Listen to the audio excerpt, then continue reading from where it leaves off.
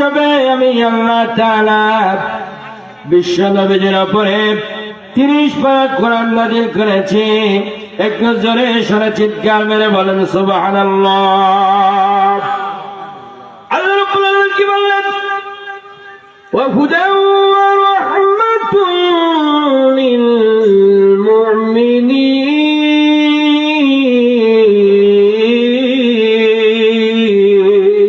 চিৎকার মেরে বলেন আল্লাহু আকবার। আল্লাহ রাব্বুল আলামিন কি বললেন? সূরা ইউনূসের মধ্যে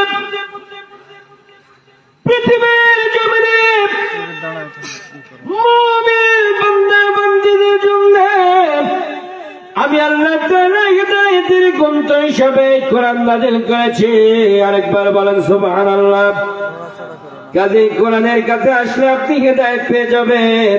কোরআনের কাছে যদি আপনি না আসেন হিদায়াত পাবেন না। সূরা আনফালের মধ্যে আল্লাহ কি বললেন? ওয়াইযা তুলিয়াত আলাইহিম আয়াতুহু জাদাতুহুম ঈমানা। চিৎকার মেরে জোরে সরে আওয়াজ দিয়ে বলি আল্লাহু আকবার। আল্লাহ রাব্বুল আলামিন কি বললেন? ঈমানদার মুমিন বান্দা বান্দীরা যখন আমার এই কোরআন থেকে আলোচনা শুনে, আমার এই কোরআনের আলোচনা যখন করে মনোযোগ সহকারে আমার এই কোরআনের কথাগুলো শুনে, আমি আল্লাহ তাআলা ওই বান্দা বান্দির যেই পরিমাণ ঈমান থাকে আমি আল্লাহ তাআলা বহু গুণে তার ঈমানটা বাড়ায় দিই। একটু জোরে সরে বলে সুবহানাল্লাহ। পবিত্র কোরআনের সূরা একটি ছোট্ট সূরা তেলাওয়াত করেছে যার নাম হচ্ছে মাউন। সবাই বলেন কি বললাম? এটা তো আমাদের সবার মনে আছে নাকি? মোটামুটি ভাবে মক্কা জীবনে এটা নাজিল হয়েছে রাসূল সাল্লাল্লাহু আলাইহি ওয়াসাল্লাম। সম্মানিত ভাই আমার খেয়াল করেন, এই যেমন আমি আলোচনা করছি আপনারা আমার এই আলোচনাগুলি শুনেন। রাসূল সাল্লাল্লাহু আলাইহি ওয়াসাল্লাম আলোচনা করলেন সাহাবীদের মধ্যে আয়াতটি কোন সময় নাজিল হয় ভাই আমার সময় সংক্ষিপ্তের জন্য একটু আলোচনা খাটো করলাম, মনোযোগ দিয়ে শোনেন। আল্লাহ রাসূল কোরআনের আলোচনা করতে করতে থেমে গেলেন। সাহাবীরা ডাক দিয়ে বললেন, ওগো নবীজি, ওগো নবী, কি হলো যেমন আপনি হঠাৎ কোরআনের আলোচনা শুরু করতে করতে থেমে গেলেন? আল্লাহ নবীজি ডাক দিয়ে বললেন, সাহাবীরা, এই মুহূর্তে জিবরাইল আমার কাছে এসে একটা সংবাদ দিয়ে দিল। সাহাবীরা ডাক দিয়ে বলল, ওগো নবীজি, কি সংবাদ আপনাকে দিলাম?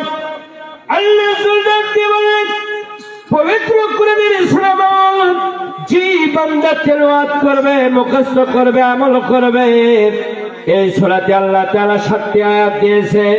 মহান আল্লাহ তাআলা ওই বান্দা আর বান্দির জন্য জাহান্নামের যে 7টি স্থান আছে, জাহান্নাম যে 7টি আছে, আল্লাহ তাআলা এই সূরা আমল করার জন্য ওই বান্দা আর বান্দির জন্য জাহান্নামের আগুনটা হারাম করে দিবে।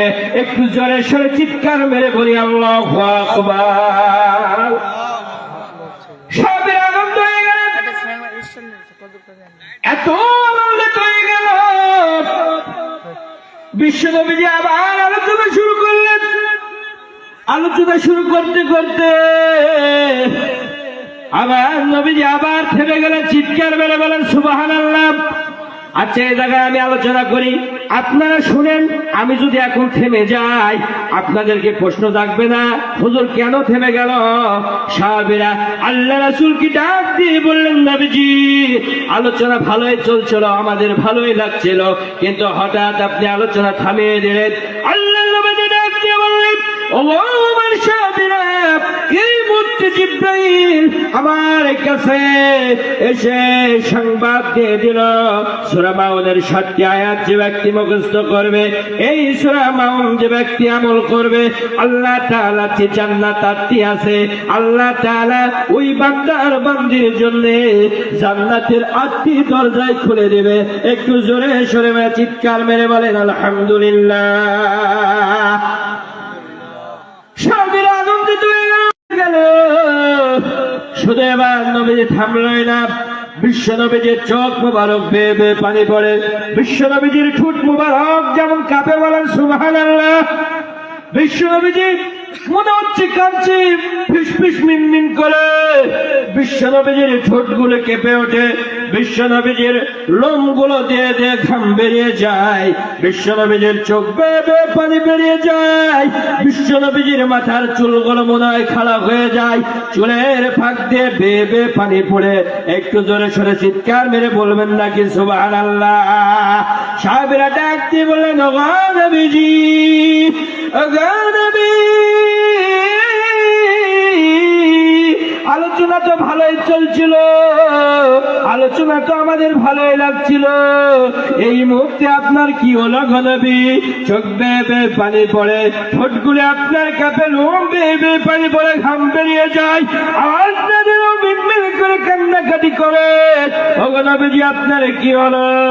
আল্লাহর নবীজি তৎক্ষণাৎ সাহাবীদের ডাক দিয়ে বললেন, ও সাহাবীরা, এই মুহূর্তে জিবরাইল এসে আমাকে খবর দিয়ে দিল, আল্লাহ যে কোরআন আমার প্রতি নাজিল করেছে, এই কোরআনের মধ্যে আল্লাহ যে সূরা মাউন নাজিল করেছে, এই কোরআনটা যারাই মানবে, এই কোরআন দিয়ে যারা সমাজ জীবন পরিচালনা করবে, এই কোরআন দিয়ে যারা রাষ্ট্রীয় জীবন পরিচালনা করার কথা ভাববে, কাজ করবে, আল্লাহ নবীজি ডাক দিয়ে সাহাবীদের বললেন, সাহাবীরা, এই মুহূর্তে জিবরাইল খবর দিয়ে গেল, ওই শ্রেণীর লোকদের উপরে 3 শ্রেণীর লোকেরা বিশাল ভাবে বাধা হয়ে দাঁড়াবে।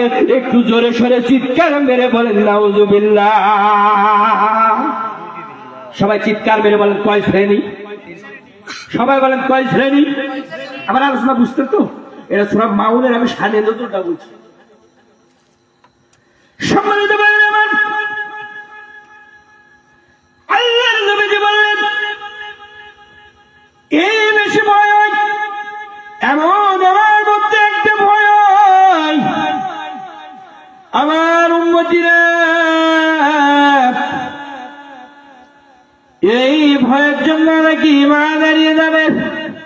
সাহাবীরা ডাক দিয়ে বললেন, নবীজি 3 শ্রেণী কারা?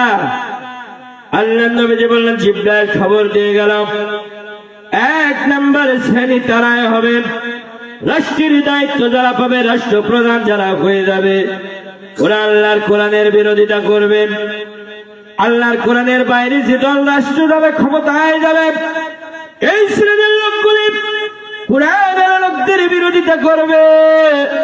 আল্লাহর নবী বললেন, যাদের হাতে ক্ষমতা থাকবে, ঈমানদারদের উপরে তারাই জুলুম নির্যাতন চালাবে। এবার আবেগ নয় বিবেক দিয়ে